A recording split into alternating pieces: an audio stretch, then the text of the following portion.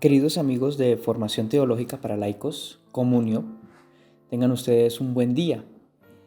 Es una alegría volvernos a encontrar a través de estos medios también para profundizar un poco más nuestro estudio sobre la introducción de la Sagrada Escritura, un acercamiento más certero, más profundo, un poco más lleno de integralidad para con la palabra de Dios escrita.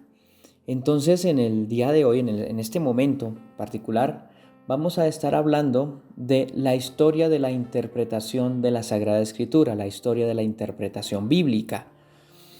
Tengamos en cuenta que durante los años, durante los siglos incluso, incluso dentro del mismo marco histórico de la formación bíblica como tal, esta ha tenido que interpretarse, esta ha tenido que releerse constantemente.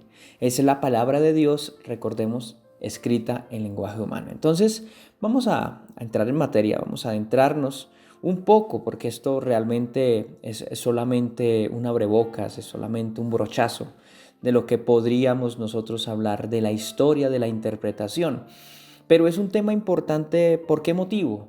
Porque todo lo que se ha dicho, todos los esfuerzos que tantos autores han realizado con referencia al acercamiento y a la profundidad de interpretación de la Sagrada Escritura nos puede a nosotros también ayudar a acercarnos a ella y a comprender la profundidad del mensaje salvífico para nuestra vida actual.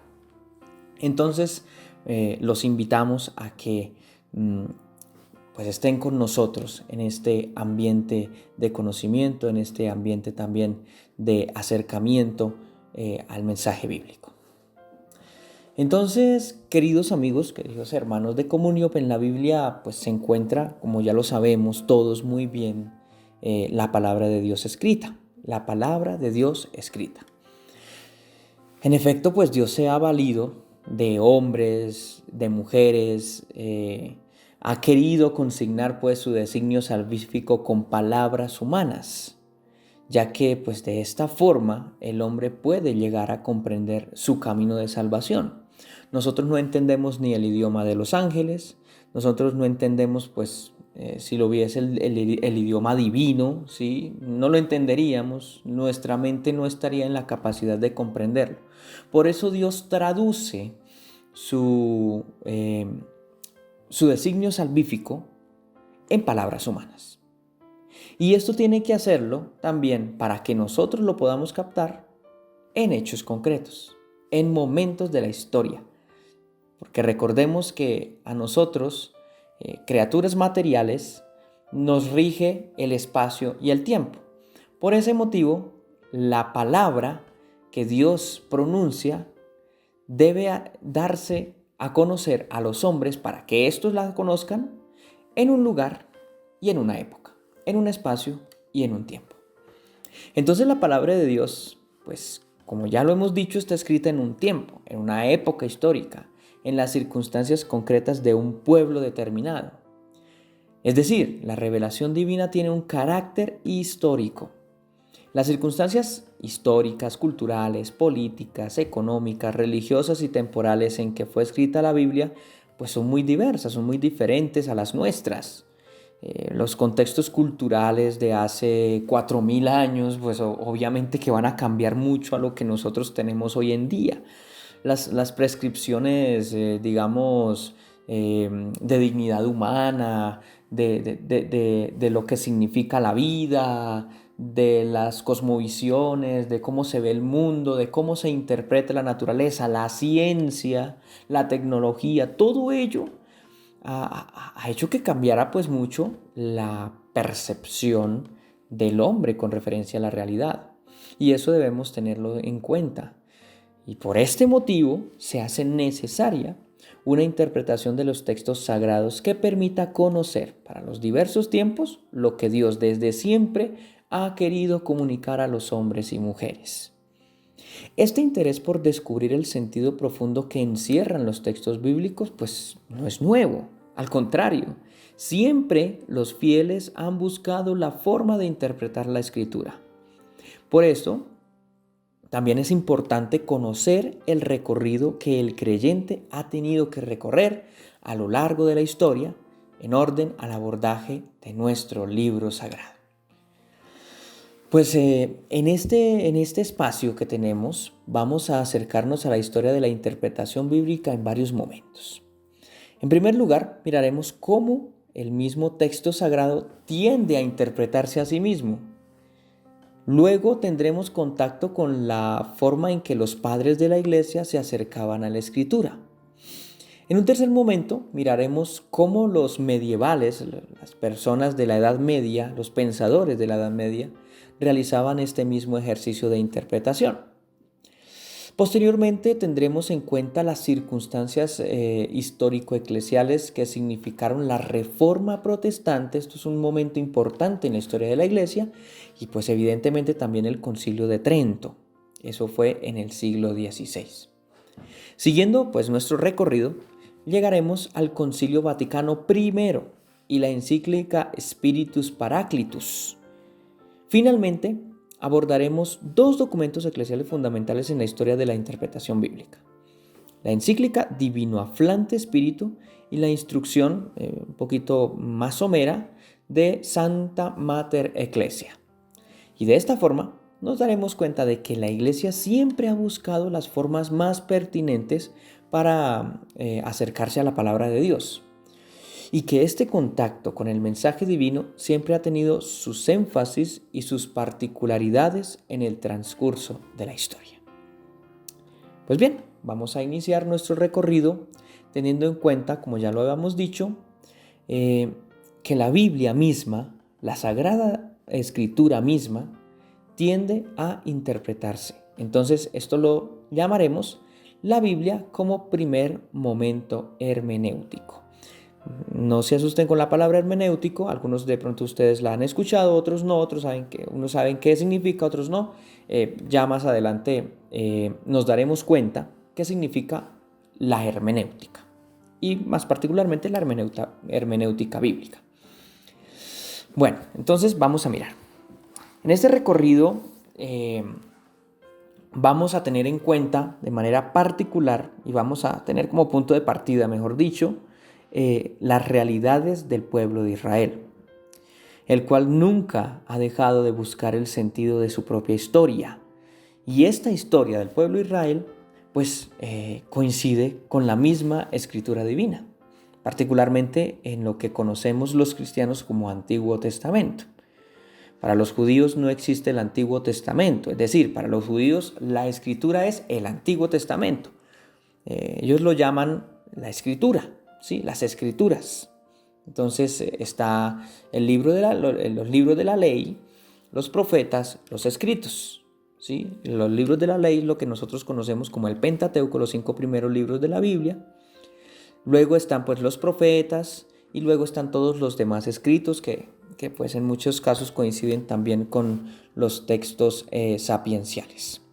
Entonces el pueblo de Israel tiene un interés constante por interpretar su misma escritura, por interpretar su misma historia, bajo el filtro también pues de la fe, ¿no? De la fe, de la certeza de que es Dios el que actúa en esos acontecimientos. Es Dios el que actúa en la historia y es Dios el que da a conocer su gloria también en la historia.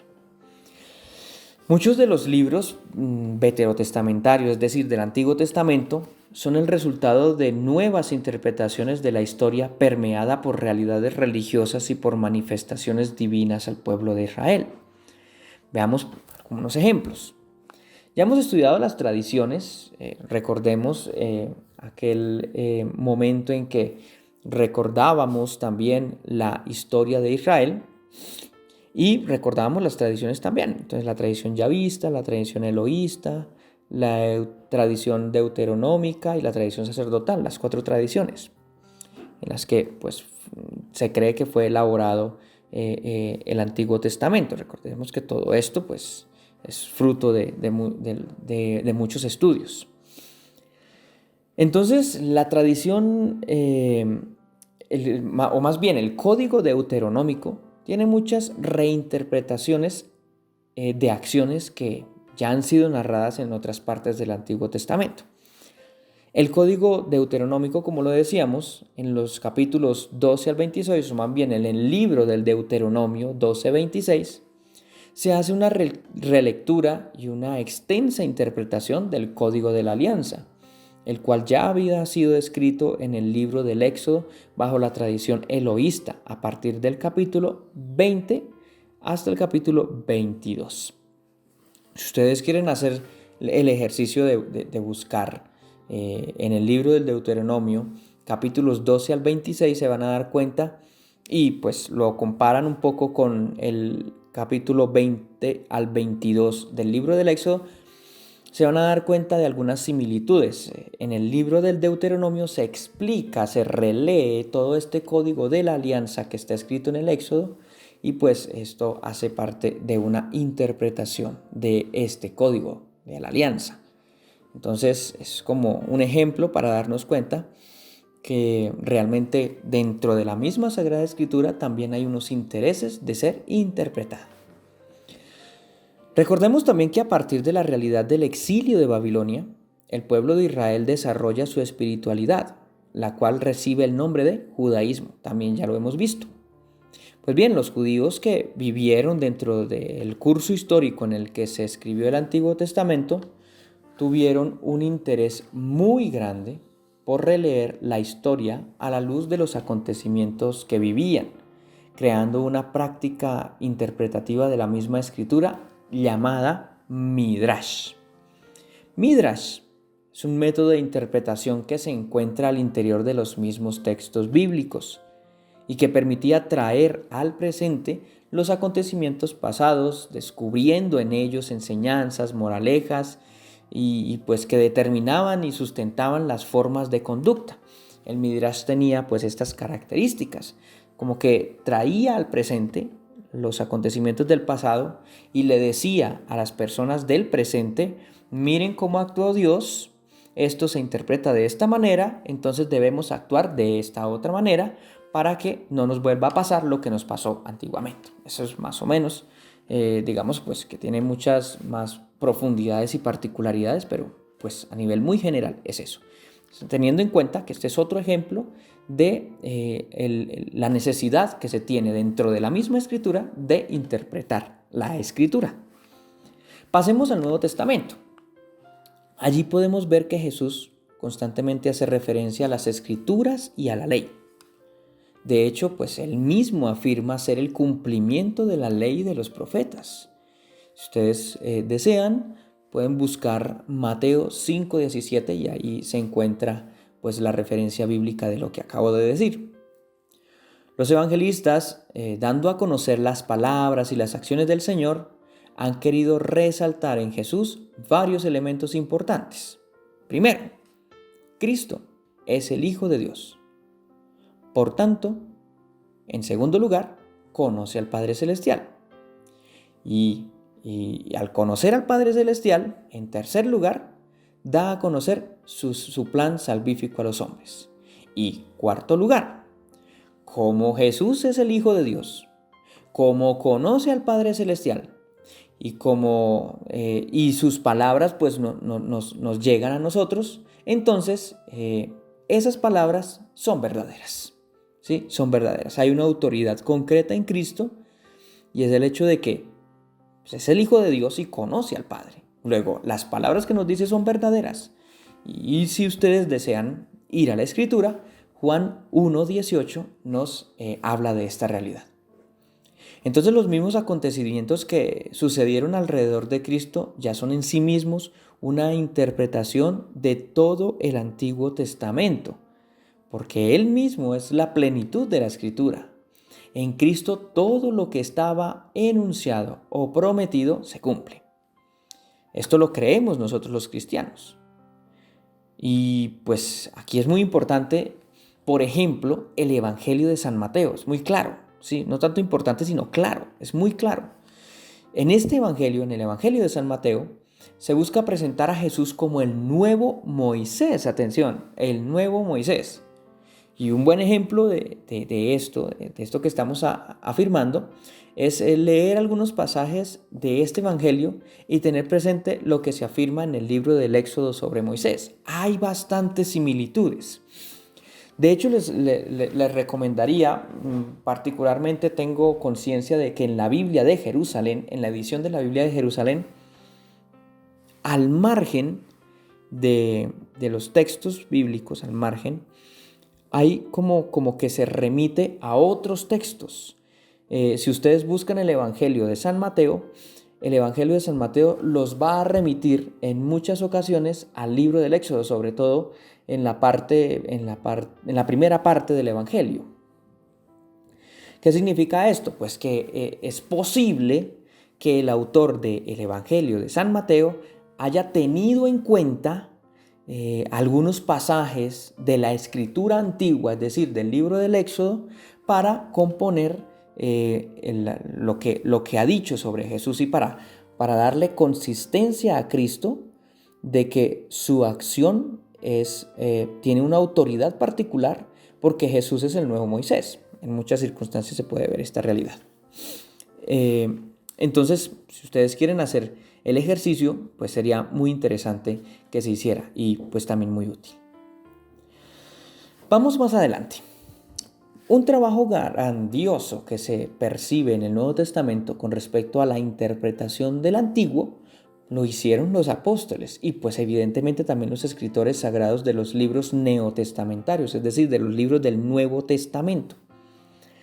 En efecto, las cartas de Pablo, los evangelios, los escritos joánicos fueron escritos bajo las prescripciones de los textos del Antiguo Testamento, de los textos veterotestamentarios. De manera que los escritores sagrados siempre tuvieron en cuenta la ley y los profetas para componer sus textos sobre el Señor y sobre las situaciones de las primeras comunidades cristianas. Siempre se tuvieron en cuenta. Recordemos que como que la fuente primera de donde nace el cristianismo pues es el judaísmo, y el judaísmo con referencia pues a la escritura del Antiguo Testamento, a las escrituras en sí mismas, ¿no? Lo que afirmábamos hace un momento, la ley, los profetas y los escritos.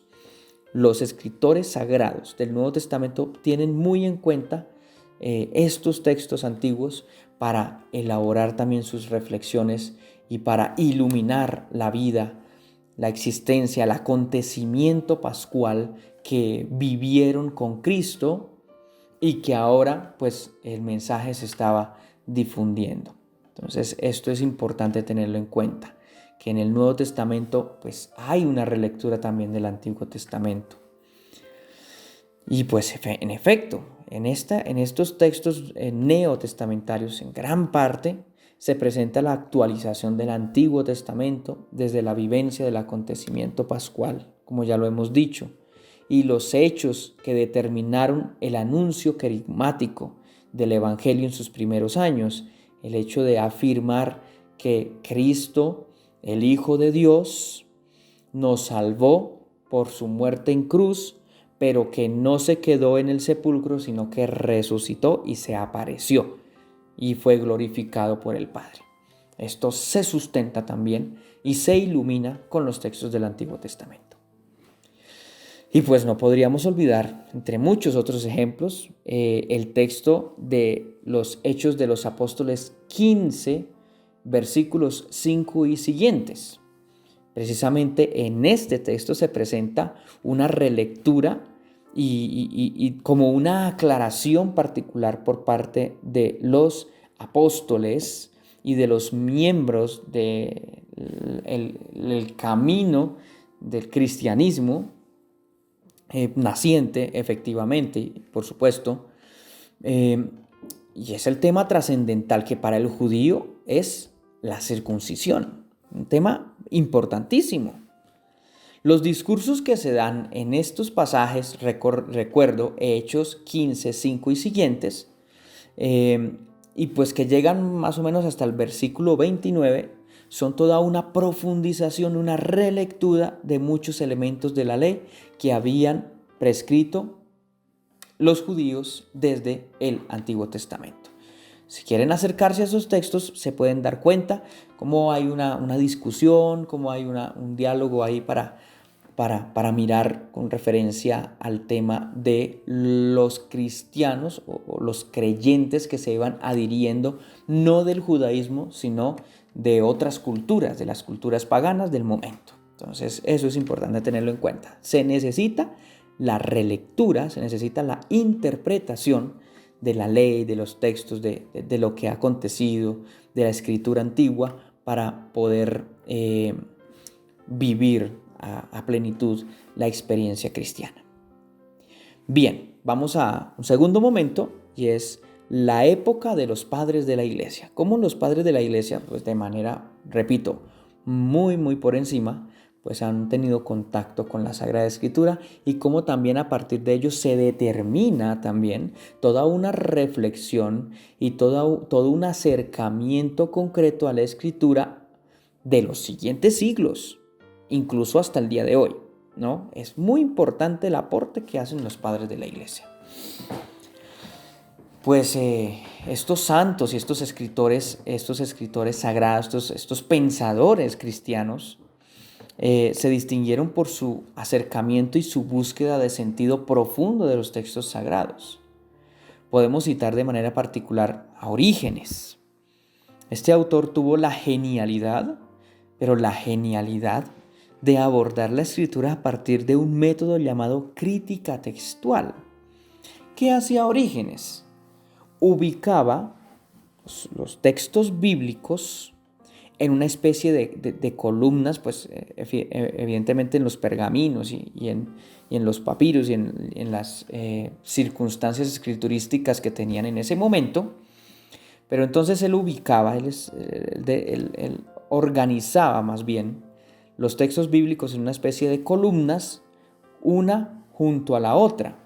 ¿Y qué comparaba? Comparaba las diversas traducciones griegas de los textos sagrados que habían en la época, o más bien las diversas versiones de la Biblia que había en la época, no solo los textos griegos, sino las diferentes versiones, porque en ese momento no había una versión única de la escritura como de pronto la podríamos tener ahora, que ahora es una versión, digamos así, como muy general y que es traducida a los diferentes idiomas, ¿sí? Y que pues hay diferentes ediciones y diferentes versiones, pero es muy homogénea. En ese momento no, en ese momento habían traducciones, en ese momento algunos padres utilizaban unas, otros padres utilizaban otras, algunos padres de pronto que sabían hebreo un poco se acercaban al texto hebreo, etc. Entonces había pues una variedad en ese sentido. Orígenes, ¿qué hizo? Orígenes lo que hizo fue organizar en columnas, y él organizó 6 columnas con 6 versiones de la escritura en una obra que se llama Hexaplas. Hexaplas viene de 6, hexaplas, 6 columnas. Y en ese momento estamos hablando del siglo III. En el siglo III, entonces, comparando las diferentes versiones de la escritura, llegaba a la determinación de un sentido, ¿sí? De un sentido. Entonces, la comparación de eso es lo que se llama la crítica textual. La comparación de ello daba el origen a un sentido que él determinaba a partir de esa comparación. Eso es una forma particularmente rica de abordar la Sagrada Escritura, y la tuvo Orígenes, ¿no? En el siglo III. Pues a partir de esta época también surgen movimientos teológicos y de pensamiento llamados escuelas. Las 2 escuelas más famosas de ese momento, ¿sí? Estamos hablando del siglo III, IV, V de nuestra era, son la escuela de Alejandría y la escuela de Antioquía. Escuela de Alejandría y escuela de Antioquía. De estos ambientes intelectuales surgen grandes pensadores también cristianos. Estas 2 escuelas tienen una forma particular de abordar e interpretar los textos sagrados. La escuela de Alejandría, por un lado, se distinguía por tratar de descubrir el sentido espiritual de la Biblia a partir de un método llamado la alegoría. A través de esta forma de proceder, los estudiosos buscaban encontrar la presencia de Cristo en los relatos del Antiguo Testamento. Releían el Antiguo Testamento y buscaban cómo se manifiesta la presencia de Cristo en esos relatos. Un ejemplo es la interpretación alegórica de los padres alejandrinos sobre el arca de Noé. Es un texto, pues evidentemente del Antiguo Testamento, ¿sí? Muy lejano al tiempo en que estuvo Cristo, ¿sí? Pero era interpretada, o más bien reinterpretada, como una figura de la iglesia fundada por Cristo, ¿sí? Entonces el arca de Noé, el arca, y eso yo creo que lo hemos escuchado también nosotros muchas veces. Pues bien, esto no es nuevo, esto es una interpretación que se hizo incluso desde los primeros siglos de la iglesia, en donde el arca simboliza a la iglesia. Esto es lo que se llama la alegoría. La escuela antioquena, ¿sí? No antioqueña, sino antioquena, es decir, de Antioquía, no de Antioquia, sino de Antioquía, buscaba la fidelidad literal de los textos, afirmando todo lo que se decía en los pasajes bíblicos. Eran muchos más rigurosos al estudio de la letra de la escritura. No una interpretación alegórica, sino más a la letra, ¿sí? Más literal. Bueno, otros padres de la iglesia presentan énfasis particulares en una u otra forma de acercarse a las escrituras. Por ejemplo, San Jerónimo, recordemos a San Jerónimo, al que le debemos la versión de la Vulgata, es decir, de la Biblia en latín, ¿sí? Se inclinaba a interpretar más literalmente la escritura. Mientras que, por ejemplo, San Ambrosio de Milán, San Hilario, se acercaban más a la interpretación espiritual y alegórica, buscando, recordemos, el sentido espiritual, el sentido de Cristo en los textos, más que todo del Antiguo Testamento.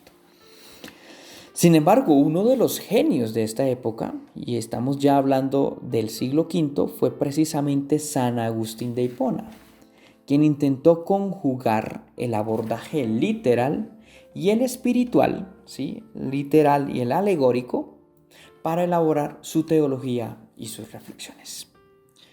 Podríamos decir muchísimo más de los padres de la iglesia, pero pues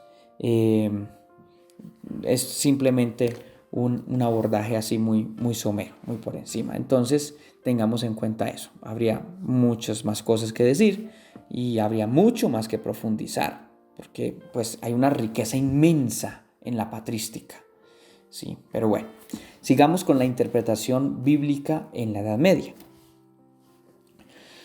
Para los teólogos medievales, las formas de abordar la Biblia no son ya dos, sino que son cuatro.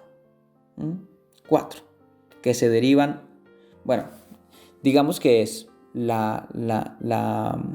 abordaje literal, ¿sí? Que tenía, recordemos, la escuela de Antioquía, y el abordaje espiritual que tenía la escuela de Alejandría.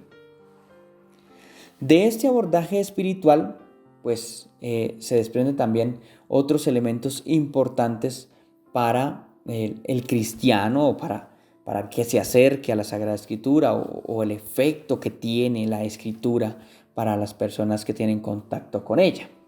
Entonces, según los pensadores de la Edad Media, el conocimiento de la Escritura depende de la búsqueda ya como de cuatro sentidos. Primero, el sentido histórico, el sentido más cercano al acontecimiento concreto. Segundo, el sentido alegórico, recordemos la alegoría. El sentido tipológico y el sentido anagógico. Vamos a ver qué significa un poquito cada uno. Para interpretar la Biblia, en primer lugar, la persona debe distinguir la intervención de Dios en la historia. representado en el pasaje bíblico que se está estudiando. Este es el sentido histórico. Ahora bien, en esa historia divina siempre se ha de revelar el misterio de Cristo. Y este es el sentido espiritual. Luego hay que ver también en los textos lo que pueden enseñar a la vida cristiana los pasajes bíblicos, lo que pueden enseñar. Esto es el sentido tropológico. Y finalmente, toda la escritura muestra una finalidad escatológica que conduce al hombre a la salvación y a la comunión con Dios. Ese es el sentido anagógico, ¿sí? Entonces, si el teólogo o el fiel encuentra estos sentidos al abordar un pasaje bíblico, ha hecho un trabajo integral de interpretación bíblica. Esto según los medievales. Pues bien, este ejercicio de encontrar los 4 sentidos de la Escritura era un método de estudio bíblico con el cual se elaboraban doctrinas teológicas y morales. Esto era más que todo para el tema de la academia. Pero en la Edad Media, con la ayuda principalmente del monacato, es decir, de los monjes, del acercamiento que los monjes, sobre todo benedictinos, tenían al texto bíblico, se adquiere mucha fuerza a la lectura espiritual de la palabra de Dios. Es decir, tengamos en cuenta, no es un sentido espiritual, más una lectura espiritual de la palabra de Dios. Y en un método que conocemos, todos nosotros lo hemos escuchado nombrar, seguramente lo hemos hecho y lo hemos abordado y lo hemos practicado, es el método de la lectio divina. La lectio divina. Esto no es algo nuevo, tampoco. Es algo que ya tiene una reflexión profundísima desde la Edad Media y desde las dinámicas monacales, las dinámicas de los monjes medievales en cuanto a la relación que tenían y al acercamiento concreto y espiritual que se hacía de la Sagrada Escritura. Y esta era una forma de interpretación porque realmente lo que se buscaba era que se diera una fecundidad espiritual en el creyente concreto, en el creyente en acto, ¿sí? En el creyente actual, ¿sí? De ese texto que había sido escrito siglos atrás. Esta forma de abordar la escritura, como ya lo decimos, es propia de los monjes y tenía como fin buscar en la palabra divina el alimento de la fe. Siguiendo un poco más adelante, llega la Reforma Protestante y el Concilio de Trento. Ya lo decíamos, a partir del siglo XVI, en tiempo de la Reforma Protestante y de los efectos causados por Martín Lutero en la Iglesia, su movimiento reformista, se afirmaba que únicamente la Escritura era la fuente verdadera de la fe y de la vida espiritual del creyente. Solo la Escritura. Recordemos la sola Escritura. Solo la Escritura. Nada de tradición, nada de jerarquía, nada de sacramentos, nada de obras, nada de eso. Es solo la Escritura. La Iglesia Católica, por el contrario, en el Concilio de Trento, reafirma pues la importancia de la tradición, la importancia de la acción del hombre para el curso de la salvación. Y la tradición viva de la Iglesia se reafirma como un lugar especial en donde Dios sigue dando a conocer su designio salvífico como palabra divina. Entonces, tengamos en cuenta, la palabra de Dios no se encierra en las páginas de la Biblia. Esta es la palabra de Dios escrita. Pero la palabra de Dios que se ha venido dando a lo largo de la historia de la Iglesia, que tiene efectivamente fundamento en la palabra escrita, es también la palabra que se manifiesta en la tradición de la Iglesia y que es interpretada, lo vamos a decir ahora, por el magisterio eclesial. Por el magisterio eclesial.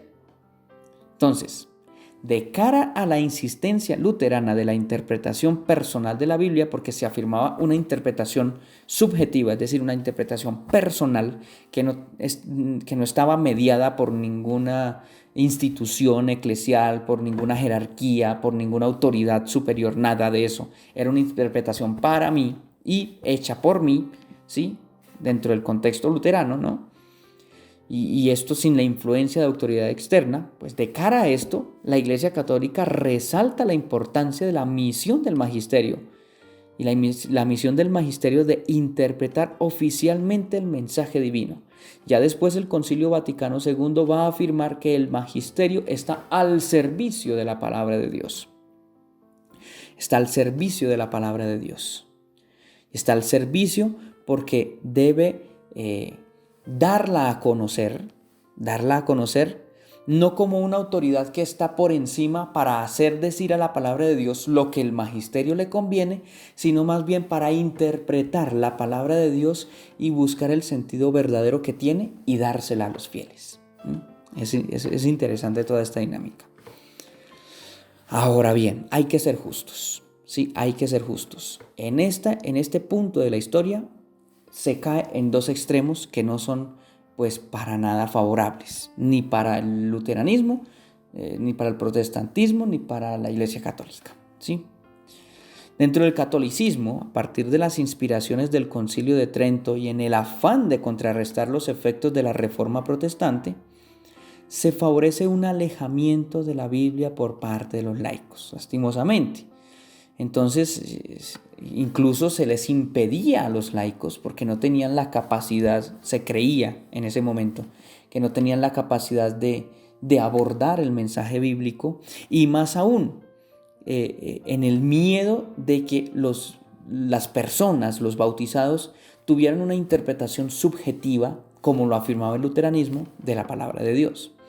Entonces, solamente se le da el estudio de la Biblia a los clérigos, ¿sí? Y entonces hay pues ese extremo se da. Y lastimosamente los laicos en muchos siglos vivirán ajenos al contacto y al conocimiento real de la palabra de Dios en la Iglesia Católica. Claro, el otro extremo lo tuvo el protestantismo. Y ellos pues negaban toda autoridad magisterial de interpretación bíblica. Entonces cada quien podía interpretar la Biblia pues de acuerdo a sus propias inspiraciones. Y se afirmaban pues en muchas denominaciones protestantes, digámoslo así, se afirmaba también que pues el Espíritu Santo infundía su sabiduría en cada persona y por eso cada persona podía interpretar la palabra como fuera, ¿sí? Como se le inspirara. ¿El problema cuál era? Distinguir qué es realmente acción del Espíritu Santo y qué es simplemente capricho de la propia persona. Eso es muy complicado. Y entonces pues ahí es donde viene la importancia de una estructura organizada que permita pues una interpretación concreta como se da en el magisterio. Entonces, los dos extremos son absolutamente nocivos, ¿no? Realmente dentro del curso de la historia actual, pues se ha venido mejorando esa realidad. De no alejarse de esos extremos para tener un contacto real, integral, pues con la palabra de Dios, teniendo en cuenta que el Espíritu Santo me ilumina a mí personalmente, pero también teniendo en cuenta pues las realidades que los aportes que nos da dentro del contexto eclesial el intérprete oficial de la revelación, que es el magisterio. Entonces digamos que es como un equilibrio que debe haber allí. Pasemos al siglo XIX. El siglo XIX tiene un acontecimiento eclesial sumamente importante y es la celebración del Concilio Vaticano I. ¿Sí? Concilio Vaticano I. En este momento el Papa era Pío IX. ¿Sí? También Pío IX lo recordamos porque fue quien dio el pronunciamiento solemne del dogma de la Inmaculada Concepción. Bien. El Concilio Vaticano I busca responder a las circunstancias filosóficas, científicas, sociales y políticas del momento. La actitud de la iglesia, pues bueno, fue una actitud así como de defensa porque estaba siendo atacada por todos lados y la iglesia pues entonces tendió más que a dialogar, como a protegerse, ¿no? A defenderse. Esa fue la actitud. ¿Por qué? Porque pues muchas corrientes de pensamiento en esta época se desarrollaron y también se desarrollaron efectivamente propuestas de interpretación escriturística de textos clásicos.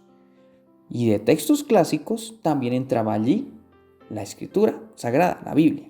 Entonces se desarrollaron también propuestas de interpretación bíblica. Muchos pensadores llegaron a considerar a los relatos sagrados solo como narraciones mitológicas, es decir, hubo de todo, ¿sí? Hubo extremos también en este momento. Quienes solamente veían la Biblia desde un punto de vista científico o como un instrumento de estudio solamente, olvidando pues, el carácter espiritual que tiene la misma. Y otros que, defendiéndose contra estas realidades, rechazaban de manera rotunda todos los aportes que se daban a nivel científico, a nivel de disciplina, filológicos, desde la ciencia a la escritura, ¿no? Entonces, no, la escritura es lo que dice y punto, es lo que dice ahí. Y si Jesús entonces hizo tal cosa, y si Jesús volteó a mirar de esta forma y lo dice ahí, así fue y punto. No hay forma de interpretar esto y no hay forma de echar para atrás. Entonces, dos extremos también que son nocivos. Dos extremos que son nocivos porque se fundamentan, pueden fundamentarse en la escritura, pues muchas ideologías y fundamentalismos que en últimas terminan en violencia, ¿sí? Terminan en agresión, terminan en discriminación. Entonces, no es lo correcto. Pero tampoco el hecho de afirmar la escritura simplemente como un libro más, ¿sí? Como un libro más, no, tampoco. Entonces, siempre es la búsqueda del justo medio, siempre es la búsqueda del equilibrio. Y pues bueno, estas eran las circunstancias que se daban en el siglo XIX y que se siguieron dando pues después y que se iban dando desde antes, ¿no? Entonces no es solamente esto, pero tenemos en cuenta como el hito histórico del Concilio Vaticano I. También en este concilio pues se ratifica la autoridad del magisterio, claro, y es el que da la interpretación oficial de los textos sagrados. Después del concilio, en las décadas siguientes al Concilio Vaticano I, se dan varios aportes por parte también de los sumos pontífices que iluminarán más y más un acercamiento integral de la Sagrada Escritura, buscando ese justo medio que acabamos de mencionar. Una de las iniciativas más importantes que se refieren al estudio más profundo y serio de la palabra de Dios fue el Papa León XIII, finales del siglo XIX, principios del siglo XX, quien se interesa por el análisis de la escritura, acogiendo los aportes de muchas ciencias como la filología, la antropología, las ciencias humanas, las ciencias arqueológicas, atención, las disciplinas lingüísticas, en fin. Y esto lo hace sin olvidar que la interpretación bíblica debe estar fundamentada en la gracia del Espíritu Santo, la cual es dada también incluso a los estudiosos, a los científicos, para encontrar el sentido profundo que encierran los textos. Es maravilloso. Eso es maravilloso porque la Biblia es una realidad tan rica, ¿sí? Tan abundante, que se escriben libros enteros de una palabra sola, de una palabra dentro de su contexto. Es maravilloso, es increíble. Entonces, digamos que una interpretación literalista de la palabra de Dios que la condena rotundamente la Iglesia Católica. La interpretación literalista es totalmente rechazada por la Iglesia Católica.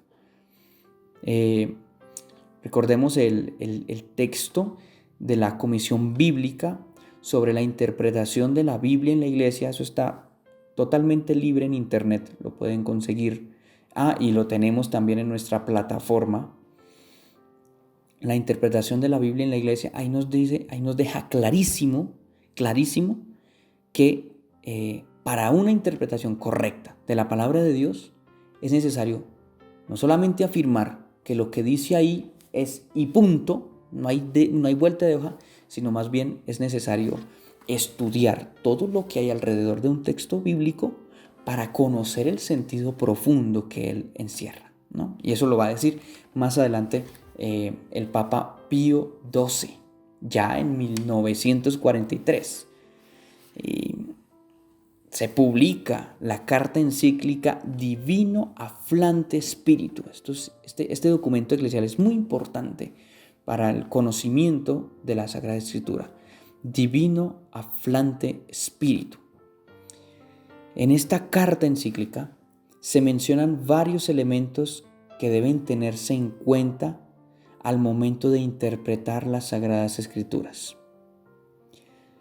Este pronunciamiento pontificio permite un resurgir en el estudio científico y en el estudio serio de la palabra de Dios, sin descuidar el mensaje y el sentido espiritual de la misma. Décadas atrás, es decir, en la primera mitad del siglo XX, pues había, digamos, como una especie de enfrentamiento entre lo que habíamos dicho ya, entre las personas que buscaban simplemente dar, o con el pretexto de afirmar que la Biblia es palabra de Dios, entonces de esa manera no podía ser interpretada, ¿sí? Y los otros que afirmaban que simplemente es un libro más que puede ser un instrumento de estudio y ya, ¿sí? En esos dos bandos, pues dentro del contexto eclesial, se vio digamos como un momento de estancamiento de la profundización bíblica. Papa Pío XII, abre las puertas nuevamente al conocimiento integral de la Sagrada Escritura. El Papa afirma que el intérprete de la Escritura debe tener en cuenta las ciencias y los acontecimientos de las lenguas en que fueron escritos los textos y también el querer de Dios en los pasajes bíblicos. Démonos cuenta de la integralidad que tiene esto. De las afirmaciones más trascendentales que tiene esta encíclica es la diferencia que se da entre lo que quiso decir el escritor humano en un tiempo y en unas circunstancias históricas determinadas y lo que Dios ha querido comunicar con estos textos a lo largo de los años y de los siglos. Lo que quiere comunicar Dios es lo que buscamos encontrar en los textos. Pero para encontrar lo que quiere decir Dios es necesario estudiar lo que el escritor humano escribió. Y esto en un tiempo, y esto en una circunstancia, y esto en un contexto. Entonces es importante tener en cuenta esto. Se abren las puertas de este estudio, bueno, no solamente con el Papa Pío XII, sino pues que ya es una realidad que estaba avanzando, pero que pues la promulgación o la publicación de Divino Afflante Spiritus, pues es un momento particular para tener en cuenta este momento. Entonces, a partir de esta realidad, se afirma que la Escritura no se escribe de una misma forma, sino que en ella se encuentran una gran cantidad de formas, de recursos literarios, de géneros narrativos, de figuras, de estilos, de énfasis, de intencionalidades, etcétera, etcétera, etcétera. Por tanto, una interpretación al pie de la letra de la Escritura, como ya lo hemos dicho, sería no solamente una falencia, sino también un irrespeto que atenta contra la riqueza infinita que presentan los diversos textos sagrados. Por ello es necesario distinguir qué es escrito en forma de verso, qué es una narración, qué son hechos históricos, qué hay de mitológico en la escritura, qué cosas son frutos de la influencia de otros pueblos, de otras culturas. En fin, hay que conocer todos estos contextos para poder tener un acercamiento más integral, más serio, más profundo, más respetuoso incluso del mensaje divino. Vamos a pasar, queridos amigos, a un segundo momento en esta clase o en este encuentro, en esta charla, en este compartir que tenemos el día de hoy, que tenemos a través de estos medios. Y es el acercamiento moderno a la interpretación bíblica. Ya lo hemos dicho hace un momento. La interpretación de la Sagrada Escritura no solamente ha sido un esfuerzo de la Iglesia Católica. No solamente. Hemos avanzado increíblemente en este aspecto. Pero otras iniciativas también pueden ser importantes y también deben ser tenidas en cuenta y también deben ser estudiadas. Claro está. Entonces, en primer lugar, vamos a tener en cuenta la interpretación desde los aportes de la filosofía del lenguaje. A lo largo de la historia, la interpretación de los diversos textos ha tenido una importancia cada vez más grande. Desde el Renacimiento y la Reforma Protestante en la Iglesia, el arte, ojo, esto es un arte, el arte de la interpretación se desarrolló tanto que se convirtió en una disciplina independiente. Aquí es importante que tengamos en cuenta un término de origen griego que hace referencia precisamente al arte de la interpretación y que ya lo habíamos mencionado y que íbamos a aclarar un poco más. Es la hermenéutica. La hermenéutica. La disciplina hermenéutica siempre ha tenido mucho que ver con el acercamiento de estudiosos y teólogos a la Sagrada Escritura. Sin embargo, en la época moderna también forma parte de los problemas filosóficos, los cuales afectan y repercuten también en la hermenéutica bíblica. Ojo, el término de que afectan la hermenéutica bíblica, es decir, el arte de la interpretación bíblica, no es una expresión negativa. Que afectan no quiere decir que menoscaben, no quiere decir que maltraten la interpretación bíblica. No, que afectan quiere decir que han aportado también, ¿sí? Y que han influido incluso positivamente en esa interpretación. En el hecho de que la Iglesia no tiene un método de interpretación propio para la Biblia, sino que ha visto lo valioso que los pensadores han elaborado en sus reflexiones para poder interpretar y acercarse más integralmente y más seriamente al texto bíblico. Podríamos mencionar algunas personalidades que tienen que ver con esta realidad. Por ejemplo, Schleiermacher, Heidegger, Gadamer. No vamos a profundizar en estos autores, pero es importante que tengamos en cuenta que los aportes de estas personas han sido importantes para que la Iglesia se acerque más al estudio concienzudo de la Escritura. Por ejemplo, para Schleiermacher, la interpretación de un texto debe partir de una reconstrucción histórica y adivinatoria del texto estudiado. ¿Esto qué quiere decir? Para abordar un texto, esto también podría darse en la hermenéutica bíblica, es necesario que el intérprete trate de volver al tiempo, al momento en que se escribió el texto y trate de hacer una reconstrucción de los acontecimientos que llevaron a la elaboración de dicho texto. Interesante. ¿Y cómo se hace esta actividad adivinatoria? ¿Sí?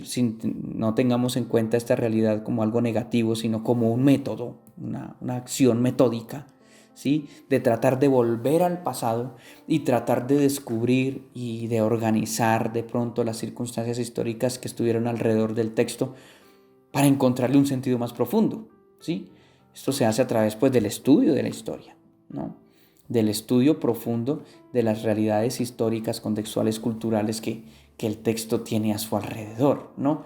Y el estudio incluso de otras fuentes ajenas al texto, que hacen referencia al momento histórico en que el texto o en que se cree que el texto fue escrito. Démonos cuenta que el estudio acá de la escritura tiende a crecer increíblemente. Hay personas que dedican toda su vida a estudiar la Sagrada Escritura porque tiene pues muchas aristas, pero es muy rico y es maravilloso, ¿no? Entonces tengamos en cuenta eso. Otro ejemplo es el del pensador Gadamer. Este autor nos puede ayudar a comprender mejor los contextos en que fueron elaborados los pasajes de la Escritura. Por ejemplo, una palabra tomada, y esto lo traigo acá desde algunas reflexiones que teníamos en clase de Cristología con el padre Nelson Medina, ¿sí? Nelson Medina. Él decía también, él nos ayudaba a reflexionar de que una palabra tomada en sí misma no tiene mayor significado. O sea, una palabra, ¿sí? Y ya. Por ejemplo, la palabra padre, ya, así solita, sin ningún contexto. Una palabra que está ahí, sola. No tiene pues mayor significado. Las palabras adquieren significado en sus contextos. Esto lo desarrolla el filósofo Gadamer a partir del llamado círculo hermenéutico, el cual consiste en que los textos están hechos de palabras, ¿sí? Pero las palabras solo se comprenden dentro del mismo texto. No sé si a ustedes les ha pasado, por ejemplo, que tienen un texto, que alguien está leyendo algo y a ustedes les preguntan, ¿qué significa tal palabra? Y ustedes, pues bueno, para mirar un poco el significado, de pronto no esté tan claro, le dicen a la persona que preguntó, léamelo en la frase donde está, ¿sí? En donde dice, leemos antes, leemos después y más o menos tratamos de encontrar el significado de la palabra. Pues bien, esto es lo que significa acá, que la palabra remite al texto y el texto remite a la palabra, porque es el texto en su contexto el que le da significado a la palabra que está en el texto. Que no sea esto como un trabalenguas, sino más bien para que nos ayude a comprender un poco más. O más bien, en otras palabras, frases y palabras se solicitan mutuamente. La frase, ¿sí? La frase es el contexto inmediato de la palabra, el más cercano. Entonces, para mirar el significado de una palabra que no conocemos en un texto, entonces leemos toda la frase para ver qué más o menos quiere decir. Este es el contexto inmediato. Pero pues en la mayoría de casos, esa frase tampoco presenta todo el sentido. De manera que es necesario pues leer una parte más amplia del texto. Por ejemplo, el párrafo completo. En la parte del párrafo, ¿no? Y en la comprensión de todo ello da sentido también todo un texto concreto. Hablando, por ejemplo, de textos bíblicos, se hace presente el pasaje bíblico completo. Si queremos encontrar de pronto el significado de un versículo, entonces leemos todo el capítulo. Y este capítulo no es entendido solamente ahí como una unidad, como algo separado. El capítulo no es algo separado de la escritura, sino que tiene sentido en una realidad más amplia, que puede ser toda una sección del libro. Y esta sección del libro tiene una visión más amplia aún, que es todo el libro. Pero el libro está ahí, hablando de la escritura, está ahí por un motivo especial que hace referencia a todo el conjunto de la escritura, ¿no? Y el conjunto de la escritura tiene razón de ser en la idea o en la iniciativa divina de darse a conocer. Démonos cuenta todo lo que nos pueden aportar pues estos filósofos, que pues muchos de ellos no eran ni siquiera creyentes, pero que sus aportes sí nos pueden ayudar a acercarnos un poco más al texto bíblico. Bueno, Entonces, teniendo en cuenta estas realidades, vamos a pasar a una realidad particular e interesante también de la interpretación bíblica, y es el hecho de que también los cristianos que no son católicos, es decir, los cristianos protestantes, se han acercado dentro del curso de su historia a la interpretación bíblica. La historia ha permitido comprender que en cuestiones de Sagrada Escritura, la corriente protestante, pues, no podemos negarlo, ha sido bastante abanderada. Desde que Lutero vio la necesidad de dar a conocer la Biblia en el lenguaje propio, ¿sí?, se ha visto pues un avance por parte de los protestantes en acercarse a los textos bíblicos. En muchas oportunidades, en muchas circunstancias, hay que decirlo, pues ha habido circunstancias y corrientes en que la lectura bíblica protestante pues no ha sido la mejor. Pero muchos de sus teólogos sí han dado aportes muy importantes y que nos pueden ayudar a nosotros también para la interpretación bíblica. Entonces no hay que ser prejuiciosos ante esto, sino más bien tener en cuenta todos estos aportes que pueden ser importantes. Resaltemos, por ejemplo, en el teólogo protestante alemán Bultmann, una realidad interesante para el estudio y el acercamiento de la Escritura. Bultmann afirma que nosotros, como creyentes, debemos tener en cuenta nuestra realidad existencial. Entonces, si queremos acercarnos a un pasaje bíblico, debemos tener en cuenta primero nuestra realidad concreta, lo que estamos viviendo, nuestra existencialidad, las preguntas, los interrogantes, los sinsentidos de pronto de nuestra existencia. Si estamos, por ejemplo, en circunstancias difíciles, ¿por qué me está pasando esto? ¿Por qué esta enfermedad? ¿Por qué me quedé sin trabajo? ¿Por qué esto? ¿Por qué lo otro? ¿Sí? ¿Por qué mi familia se destruyó? En fin, tantas realidades, ¿sí?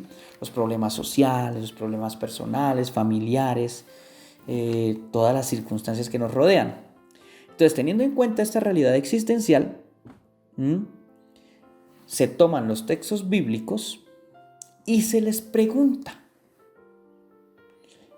se les hacen preguntas a los textos bíblicos, de manera que la realidad bíblica nos ayude a resolver las inquietudes sobre todo lo que vivimos. Es una propuesta que tiene este teólogo protestante Bultmann, ¿no? Pues evidentemente que hay una profundidad de reflexión a partir de esto, ¿sí? Pero pues esto es simplemente como lo enunciado, ¿sí? Un enunciado de lo que él hace.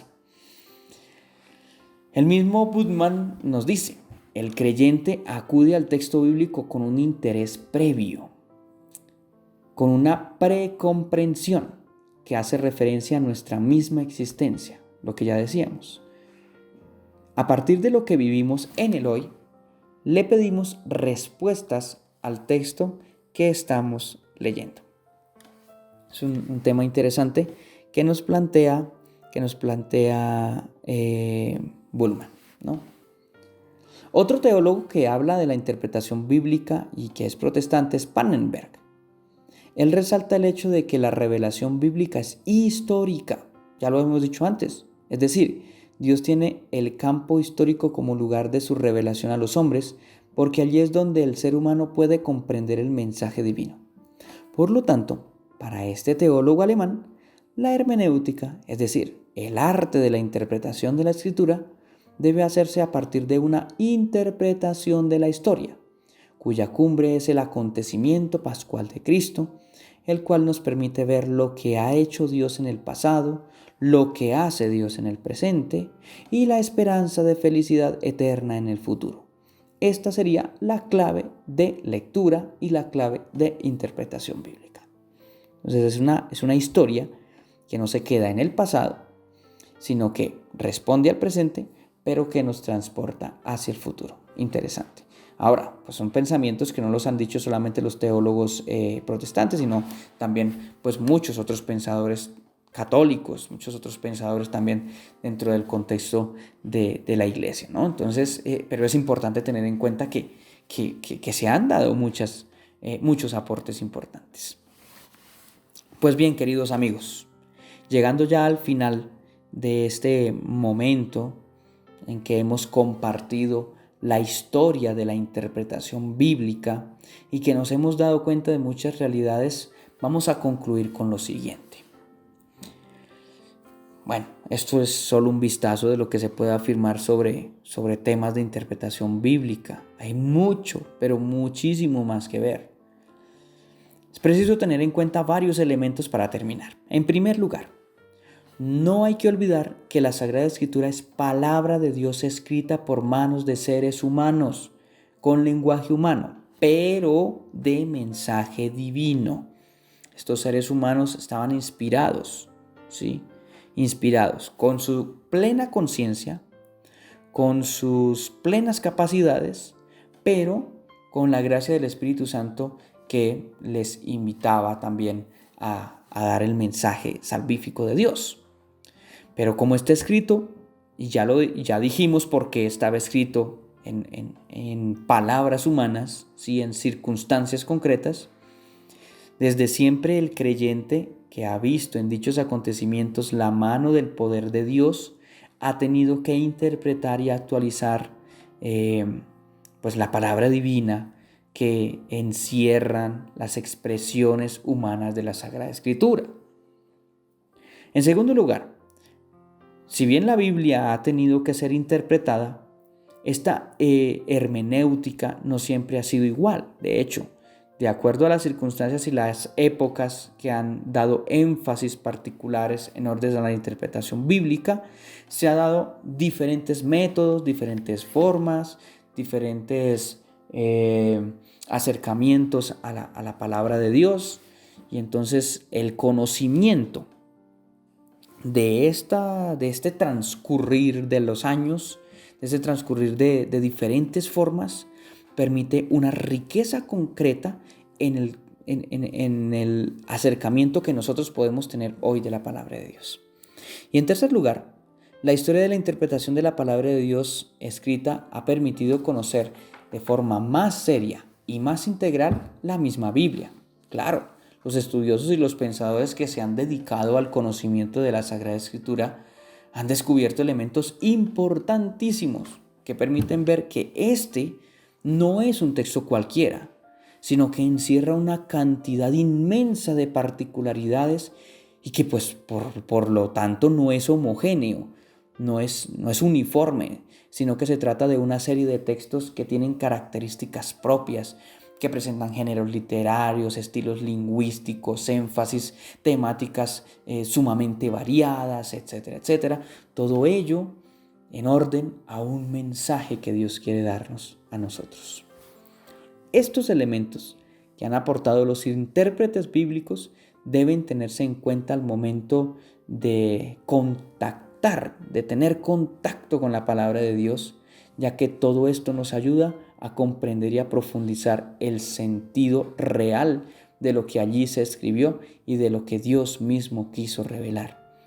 Tengamos en cuenta que muchos de los problemas, muchas de las circunstancias dolorosas y difíciles que ha tenido la Iglesia a lo largo de su historia es por una mala interpretación de la Sagrada Escritura, por una interpretación fundamentalista, por una interpretación literalista, por una interpretación poco rigurosa, ¿sí?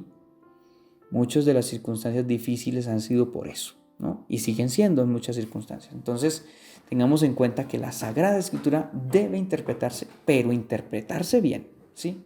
Integralmente. Y seguimos avanzando en ese proceso. Y para terminar, en este recorrido pudimos ver que dentro de nuestro contexto católico hay un organismo que tiene el deber de velar por la correcta y respetuosa interpretación de la Escritura. Esto es el magisterio. Pero también existen aportes tanto de la filosofía como de los pensadores cristianos protestantes, pues que también pueden ser tenidos en cuenta. ya que sus aportes son valiosos para acercarnos como creyentes al mensaje salvífico. Queridos amigos de Formación Teológica para Laicos, los frailes dominicos, el Padre César, queremos seguir en contacto con ustedes, queremos seguir aportando en este proceso de formación que no solamente es para ustedes, sino que también nosotros nos vemos enriquecidos profundamente por este ejercicio de predicación. Para nosotros es un ejercicio de predicación, de espiritualidad, de estudio, de acercamiento a las fuentes de nuestra fe, de crecimiento espiritual, de crecimiento en la maduración de nuestra experiencia de Cristo, etcétera, etcétera, y que queremos seguir compartiendo con ustedes. Entonces, gracias por seguir ahí, gracias por estar con nosotros y gracias porque realmente ha sido la gracia de Dios la que nos ha llevado a esta comunión entre ustedes y nosotros para continuar en este compartir, para continuar en este aprendizaje mutuo, como ya lo decía, con referencia a la teología, con referencia a la profundidad de nuestra fe, ¿no? Entonces, que el Señor los llene de su abundante amor, que el Señor los siga bendiciendo, los siga acompañando y que también ustedes nos sigan acompañando como nosotros queremos también acompañarlos a ustedes. Bendiciones infinitas, que el Señor los acompañe siempre.